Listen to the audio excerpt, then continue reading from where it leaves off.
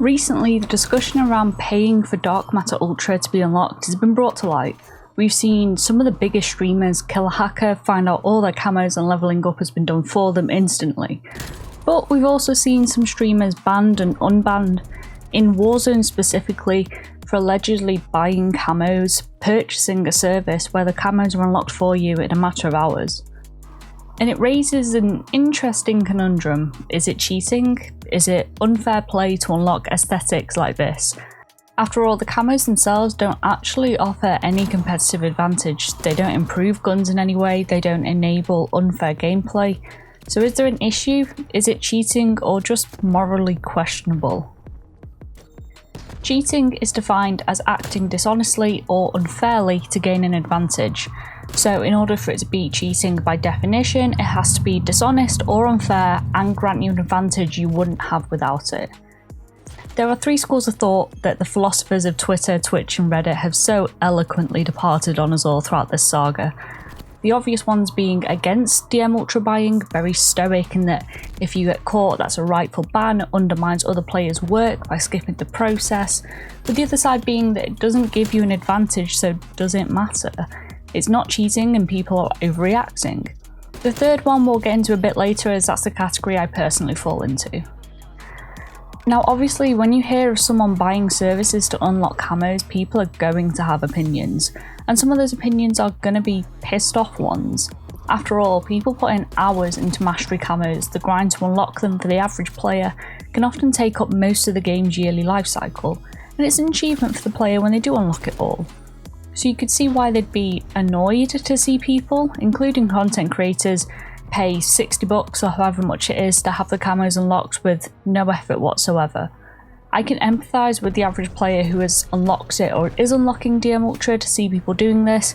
It somehow removes that badge of achievement from the challenges when it can be unlocked like this, and for a lot of people playing video games and unlocking camos is their hobby, it's what they do in the evening like lots of us, and to them someone is cheating their way to the achievement. That's the word again, cheating. And in this case, in the viewpoint of most people who grind camos, it is cheating, because they've acted unfairly to gain an advantage to unlock DM Ultra, which for them is the end goal, even if it's not the end goal for the person in question. But the scope of this end goal is what causes so much discourse, because the end goal for one person isn't the end goal for someone else. This is when the second side of the discussion comes into play.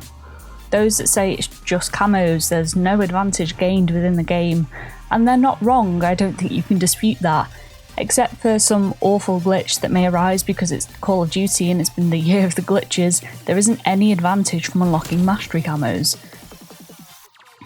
There is a whole other argument surrounding the levelling up of weapons and what comes with that, especially for use in Warzone specifically, but camos themselves don't affect the game mechanics. If you're a good player, you're a good player with or without a shiny purple gun, and the same goes for bad players, you're going to be crap with or without a fancy camo.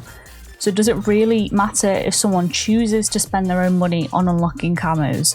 The end goal for this argument isn't the unlocking of the camos. These players just want to play the game, have fun and win.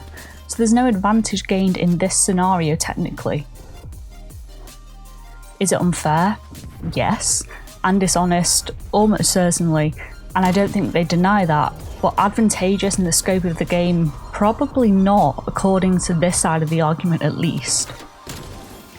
But things are rarely black and white. What about the grey area in between? There's one in almost every debate, and this is personally where I reside, and that viewpoint can be summarised in 4 words. Who gives a fuck? It's a risk to pay to unlock camos. You don't know what method to use, who is using your account, if it'll come back to bite you on the ass down the line. If you want to unlock the camos like that, you just want the visuals for them, and that's fine. Just like if you're going to grind them, you want the experience of unlocking them, and that's cool too. But if you get caught and you get your account banned, you only really have yourself to blame. You know the risks, and that's your choice to make. Is it cheating?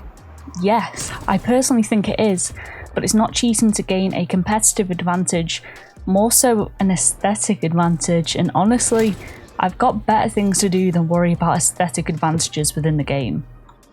At the end of the day, people will do what they want. Some will skirt rules, others will follow them by the book. For some, mastery camos are the be all and end all of their gaming experience, and that's fine. For others, they just want the aesthetics but not the grind, and that's cool too.